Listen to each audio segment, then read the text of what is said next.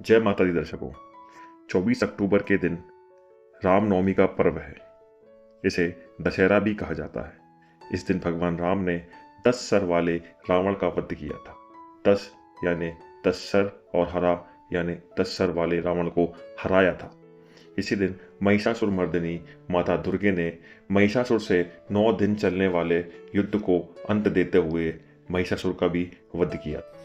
इस दिन सबसे पहले माँ दुर्गे की पूजा करने की प्रथा है। माँ दुर्गा की पूजा कर माँ दुर्गा का विसर्जन करना होता है। एक बात हम आपको बता दें कि भगवान राम ने भी माँ दुर्गा की आराधना करके ही शक्तियाँ प्राप्त की थी, जिससे उन्होंने रावण का वध किया था। दुर्गा पूजा के उपरांत दुर्गा स्थान पर स्थापित कलश को हटाएंगे। उसका श्रीफल एक बार में फोड़ने का प्रयास करें और उसको प्रसाद के तौर पर ग्रहण करें। कलश में रखे जल को पूरे घर में सींचें, जिससे घर की नकारात्मकता खत्म हो जाएगी। देवी स्थान पर घी का दीपक लगाएंगे, जो कि रात भर चलेगा। घर के मुख्य द्वार पर शमी का पौधा लगाएं। यदि शमी का पौधा नहीं है तो शमी की पत्ती को लाकर उसकी पूजा करें। पूजा के उपरांत शमी पत्र को किसी लाल कपड़े में बांधकर गले में या भगवान के स्थान पर रखें। इससे आपको अपार धन की, मान सम्मान की प्राप्ति होगी। जिस प्रकार वट सावित्री पर वट वृक्ष की, आंवला नवमी पर आंवले वृक्ष की पूजा करते हैं, उसी प्रकार इस दिन शमी पत्र या शमी के पौधे की पूजा करने का विधान है। महाभारत और रामायण के प्रसंग में भी इसका महत्व दर्शाया गया है।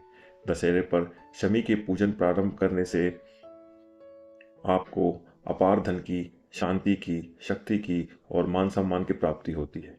दुर्योधन ने पांडवों को जुए में पराजित करके 12 वर्ष के वनवास के साथ 13वें वर्ष में अज्ञातवास की शर्त दी थी। 13वें वर्ष यदि उनका पता लग जाता तो उन्हें पुनः 12 वर्ष का वनवास भोगना पड़ता। इसी अज्ञातवास में अर्जुन ने अपने दिव्य धनुष बाणों को शमी वृक्ष पर छुपाकर रख दिया था, ताकि उनका दिव्य अस्त्र शस्त्र को पाकर कोई अनजान व्यक्ति उसका दुरुपयोग ना कर सके। अज्ञातवास की समाप्ति के बाद अर्जुन ने शमी वृक्ष से अपने अस्त्र शस्त्र को उठाकर उस वृक्ष को नमन किया था। विजयदशमी के दिन भगवान राम ने लंका पर चढ़ाई करने के लिए प्रस्थान करते समय शमी वृक्ष के भगवान की विजय का उद्घोष किया था। विजय काल में शमी की पूजा इसलिए करना अत्यंत शुभ फलदायी होती है। विजय मुहूर्त नोट करें 1:58 से 2:43 तक दोपहर में। और इससे पहले एक अभिजीत मुहूर्त भी है 11:42 से 12:27 में। पहले अभिजीत मुहूर्त में आप माता दुर्गे जी की पूजा कर लें, उसके उपरांत भगवान राम की पूजा करें, फिर शमी के पत्र की पूजा करें। एक अत्यंत विचित्र परंतु सटीक उपाय अपने शनि ग्रह को शांत करने का है। यदि आप शमी के वृक्ष की जड़ से बनी अंगूठी को अपने हाथ में धारण करते हैं, अनिष्ठा उंगली में धारण करते हैं, तो आपके शनिदेव निश्चित तौर पे शांत होंगे।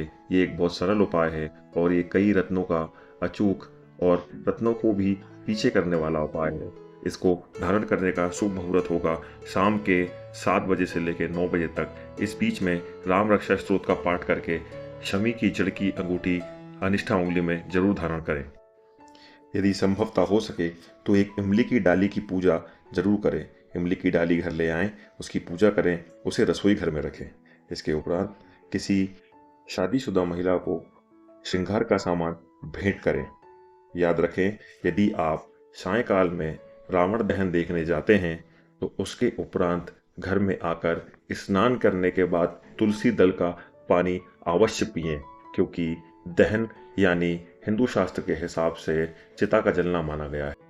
स्नान के बाद एक बार जाके देवी स्थल पर रखे घी के दीपक को नमन करें और भगवान का नाम लेके आने वाले वर्ष में अपने और अपने परिवार के अच्छे स्वास्थ्य, धन संपत्ति के लाभ की कामना करें। जय माता दी, जय श्री राम।